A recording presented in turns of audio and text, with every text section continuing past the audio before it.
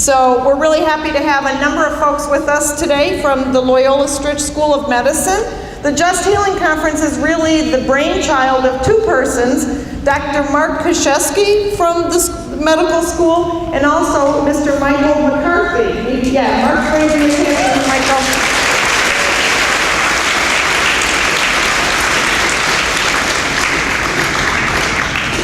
A number of you in your classes have had the opportunity to work with some of the medical students on projects that you're going to present this afternoon. And so we're really grateful not only to those medical students who were able to come and work with our students, but the others who have offered to be presenters this afternoon as well. Thank you very much. The point of the conference is really twofold, and I want to say that up front, because part of it is to open your eyes and ears to a number of professions in health careers. And so you can be thinking about your futures and think, hey, maybe there's something in the health career professional that I would like to pursue. And so part of it is to help you learn about some different things. But the other part is that you're helping folks from Loyola Stritch School of Medicine learn really how to even be better doctors in the world today. And so through some of your insights, through some of the work that they've already done with our students, you're teaching them about better ways for doctors to be sensitive in cross-cultural settings, and particularly to better meet the needs of the growing Hispanic community in Chicago and really throughout the United States. So I just want to say that because it's not only what they're bringing to us, but I think you're helping them out in a great way as well. So I just ask for your attention and ask you to participate as fully as you can this afternoon to make the conference really meaningful for everyone. At this time, I'd like to turn it over to Mr. McCarthy, who's going to introduce our keynote speaker.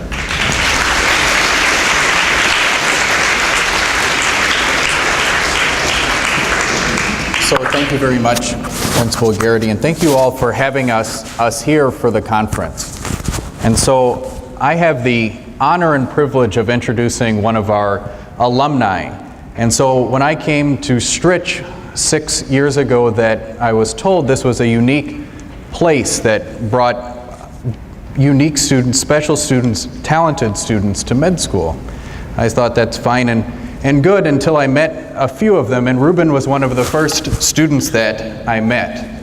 And so Ruben really embodies what it means to be a graduate of Stritch with his dedication to service through some of the areas that I'll mention, but also his commitment to practice patient-centered medicine, so medicine that focuses on the needs of the patient and not the priorities of physicians. And so you'll hear from Ruben today. You'll also hear from some of our other students who I could say equally great things about, but I'm not going to. So you'll just hear what great things I have to say about Ruben. So Ruben is currently a family medicine resident at Northwestern. So he's a graduate of Cornell University and then went from Cornell on to the Stritch School of Medicine. After he finished his MD, he went to Johns Hopkins University, where he received his master's in public health. In addition to his academic accomplishments, he embodies the ideals of what it means to be a Stritch grad, and he's taken that really throughout the world. He serves as a consultant for the World Health Organization, focusing on universal health coverage in low and middle income countries. He's a visiting professor at the University of Dr. Aristide in Port-au-Prince, Haiti, which was one of the primary medical schools that serves all of Haiti. And it's a hospital that's affiliated, if any of you have heard of Paul Farmer, with the Partners in Health organization.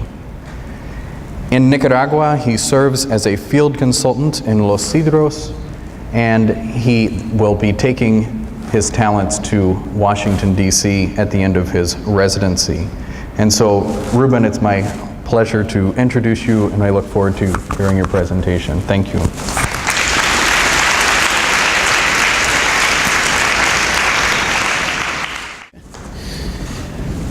Buenas tardes. So I want to thank you all for letting me come in and speak with you a little bit about some of my experiences, some of my thoughts, and hopefully we're aligned with some of the goals with some of you guys looking into the future as to Where do I see myself 10 years from now? Where do I see myself 15 years from now? What's possible? What can I do? What can I accomplish? And this is just sort of my take through the eyes of a doctor, through the eyes of a physician. Okay. Moving forward in the country, there's been a lot of change, especially around healthcare. Indeed, there's been a lot of change around the world. Medicine is no different. Medicine is constantly changing. There's research, there's new information, new treatments, new guidelines, and all these things change the way we practice medicine and the way that we care for our patients. But there's still a lot of work that needs to be done. There's still a lot of work to progress medicine in a way that is fair and accessible to everybody, all people, regardless of their gender, sex, race, ethnicity, or age.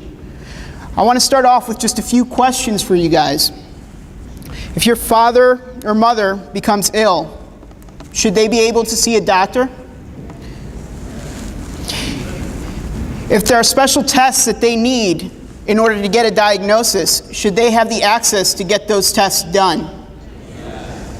If they need medications to help treat an illness, an injury, a disease, should they have access to those medications? And if they need specialized care from a specialist, should they have access to that specialist to get that care that they need? So for many of those questions, it sounds like there's a resounding unity. Yes, and I agree with you. However, in this country, that's not usually one of the first questions that we ask when you integrate or you start to engage with the healthcare system. One of the first questions when you walk into the ER, when you walk into a doctor's office, that you will engage with is the question of, do you have insurance? And what type of insurance do you have? Do you guys know why this question gets asked? What is insurance? It's the way that we're able to pay for the health care that we receive. And do you think everybody has insurance? No, not at all. In fact, many in this country do not. The numbers from the U.S. Census Bureau back in 2012, so just a couple years ago, quoted that 15.4% of Americans are uninsured in this country. Think about that in numbers. That actually translates to 48 million people. Think about the city of Chicago, roughly 3 million in population. It would be over 12 times the size of the city of Chicago to account for all the people who do not have health insurance. Do you think that health insurance, just having it, provides you easy access to doctors, medications, and treatments if you need them? Fortunately not. You're right. So just because you have this level of insurance doesn't necessarily guarantee that you get the health care that you need. And these are just some of the realities that we come to think about when we think about health care and how it's delivered in this country. And if we were to look on a further level to break it down and say, well, who are these people who are not insured? Can you guys guess what the number one population within this country who are uninsured are? I think I hear that. Exactly. It's our population, it's our community. Okay, it's the Latinos. We represent 30% of those who are uninsured. Second in line, any ideas? African Americans, I hear. They're actually number 3.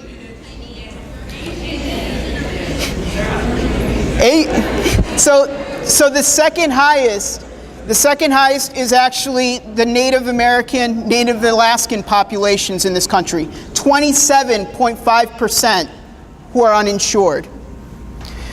And then when we look at African American populations in the country, they round out the top 3 at 19.8%. So obviously there's a lot of work that we need to do to help outreach just for the insurance aspect. Again, doesn't guarantee access, but it's a step forward.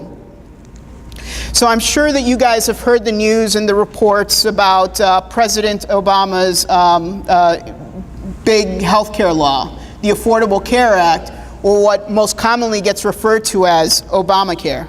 Okay, and what were these laws trying to do? What have they tried to do to help progress the cause of medicine?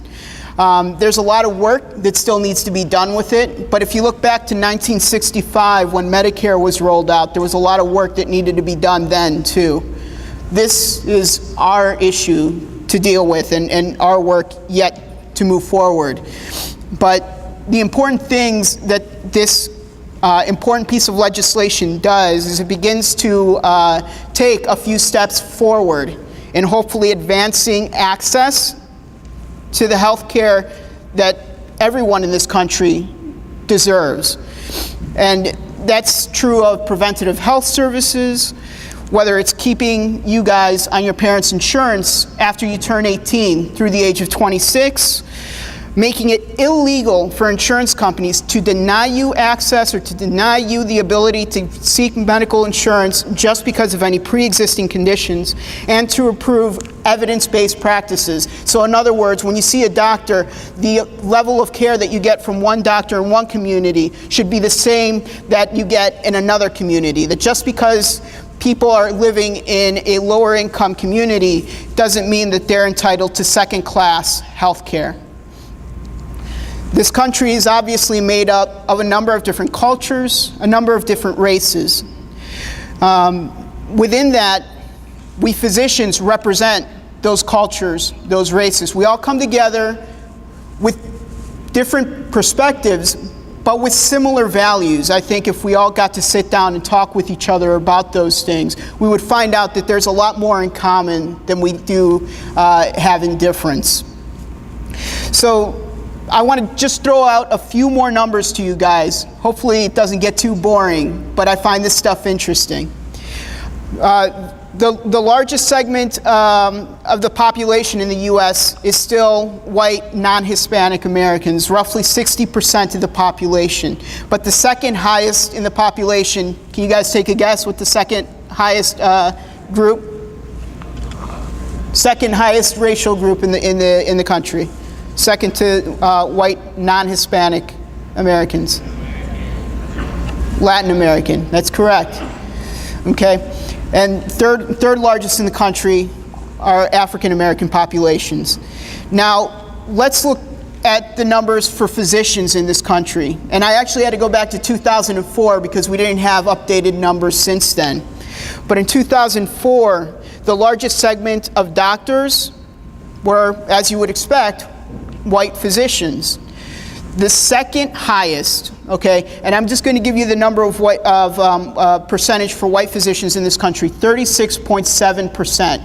Okay, keep that in mind. The second highest demographic in this country, Asian Americans, and they represent 5.7% of physicians in this country. Once you start talking about African American physicians, that's 3.3%. Us Latinos, we're 2.8%. That's a huge discrepancy. When you look at the numbers of our communities where the need is the biggest, and one of the things that I encounter as a doctor in the clinic that I work at up in the Humboldt Park region is a number of my patients, they speak Spanish. If they see an English-speaking doctor, they either have a translator or they try to do the best they can with just being able to communicate with that doctor directly. When I walk into the room and I can communicate with that patient directly, it takes away a barrier in the access to health care for that patient because they're able to express what they're coming to see me for. And I'm able to best express in their own language the treatment options or the diagnostics that we're able to work up. And that's a huge barrier to be able to work across, especially within our community. So why do these things matter? Why do these statistics come up?